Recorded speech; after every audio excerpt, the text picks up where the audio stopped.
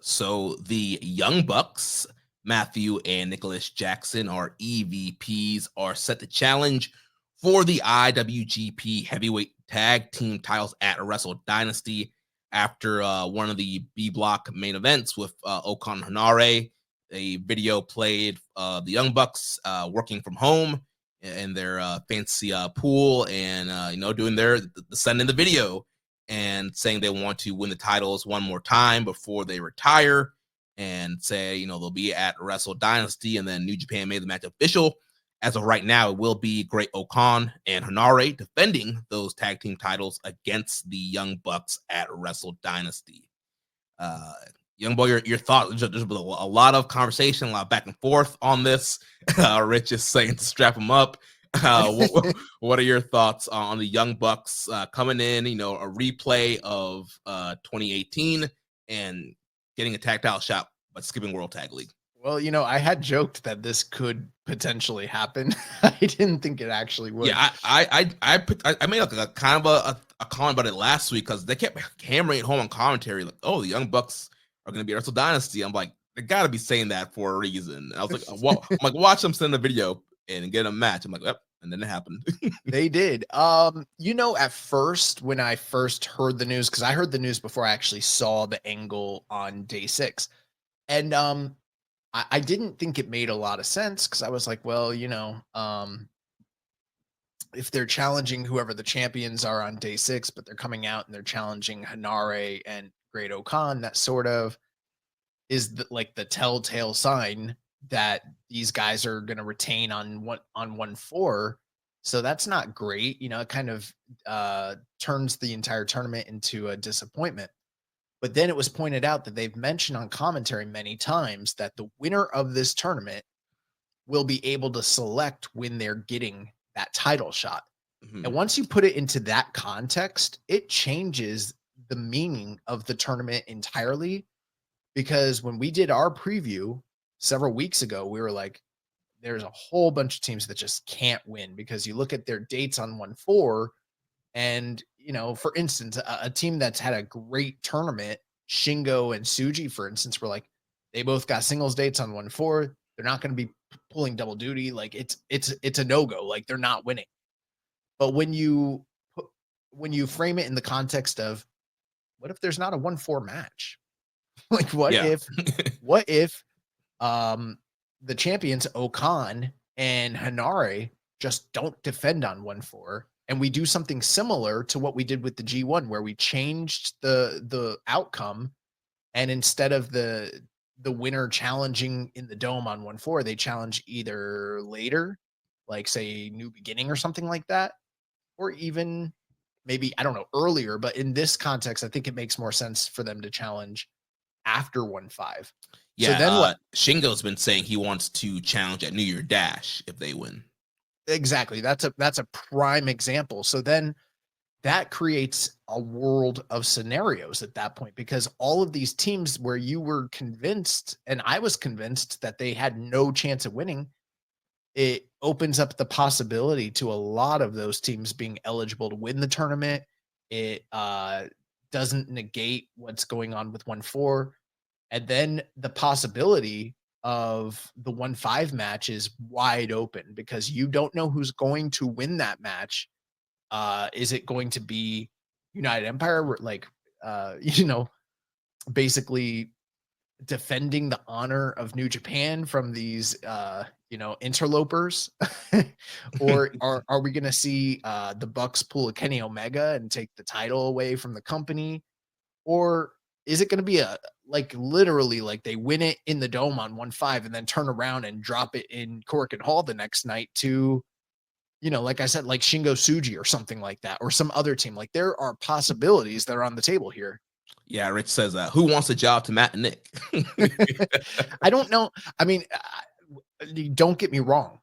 There are certainly issues at hand when it comes to AEW talent holding any title in New Japan. Like at this point, every time it's happened, it's been pretty much disastrous. So there's no way for me to have any faith at this point that they're going to be able to come back to Japan, defend with any regularity, or benefit the company from that perspective. So it's not like I'm like, yay, like let's go Bucks, come Yeah, I on, mean, we can barely get the Young Bucks on AEW TV every week. exactly. But am I excited for the intrigue of it all and what all of this could potentially lead to if done properly? Like, sure, I think it's exciting, and I think there are several matches. If I were to project, what if the Bucks won, and then I'm pointing to teams that are in this tournament that maybe I'd like to see them wrestle. Like, I don't know, Oiwa and Zach versus Bucks sounds fucking cool. You know what I mean? Yeah, last week I threw out, doing Bishamon versus Young Bucks. Bishamon, they're the best New Japan tag team thrown up against the Young Bucks. Like, I think that match would be great. That's a great match, and that's like a situation where they win it a fourth time, but we don't have to sit through another dome match with them. We all can kind of like clap and agree, like, all right, Bishamon are the definitive like tag team of a generation, like since like Tenkoji, and now we're gonna see them wrestle the Bucks. If that's the way it plays out, or we could see them wrestle United Empire if United Empire are successful there. So we'll see. But I think it's exciting, and I think a lot of people are probably in their feels. I don't know what the Bro, discussion out there is. I've seen so many meltdowns and so many Really? different New Japan groups of like, oh, this ruins a tournament, this spoils what's going to happen at Wrestle Kingdom. Like, I've just seen so much stuff, and I'm like, first of all, card subject to change. So, I mean, if they could end up doing a 1-4 match, let's say that, let's say Bishamon wins the league and then they go on to 1-4, like they could have beat Hanare and Okan and then go into 1-5 to face Young Bucks. Like, this does not spoil the World Tag League finish. I don't think it ruins the tournament. Like you mentioned, it opens up the possibilities because now, like you mentioned, a team like Shingo and Tsuji were doing very well. Cobb and Newman were doing well towards the beginning. Naito and Hiromu are still alive. Like, you have these really great teams that are obviously going to have stuff going on January 4th. You can slot them in to the tag match on January 5th, or the winners, like Shingo said, New Year Dash. Obviously, there's New Beginnings. A lot of big shows that'll be happening. Battle in the Valley in January. There's a lot of big stuff that New Japan's going to want to sell tickets to in January, where you could have the World Tag League winners call their shot in the month of January. We did have a question here from Les Commission 7252. Says, do you guys think the tag title match on January 5 will turn into a 3-way with the World Tag League team adding themselves into the match, or cash in their title shot on January 4th? I like that some of the teams are willing to cash in their shot at a later date instead of Wrestle Kingdom.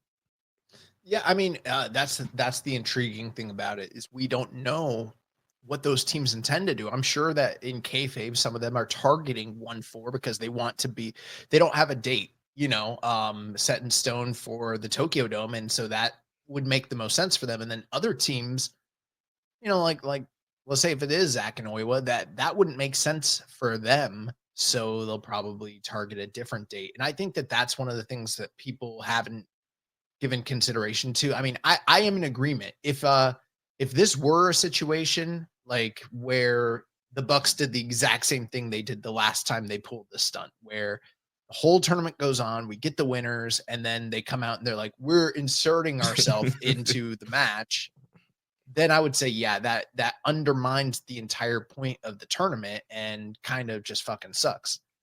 But that's not exactly what's happening here. Like, the tournament winners are still going to get their shot regardless, and they're actually getting the ability to kind of call their shot. So it really just opens the playing field quite a bit. Yeah. Rich in the chat saying, allegedly the Bucks are supposed to drop the belts in 2022 at the Dome. But that's when FTR had them, and FTR ain't want to drop them to the Bucks in time because of All Out. Gato been wanting to strap Matt and Nick. That's not the first time I've heard that, so I'm not too surprised. I'm surprised Rich is saying all that shit. But yeah, there were rumors about that before. Yeah. So I think it makes things more interesting. I mean, yeah, the 3-way opportunity is there as well, but I mean, they are kind of already advertising. I know card stuff could change, but I mean they've made the graphic Okan Hanare versus Young Bucks, which Right.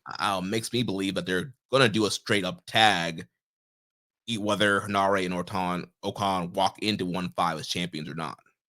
I don't have anything against the tag team titles being defended at the Tokyo Dome, but I also don't think that it's necessarily needed. You know what I mean? Like if Okan and Hanare want their moment, they're gonna get it on 1-5, right?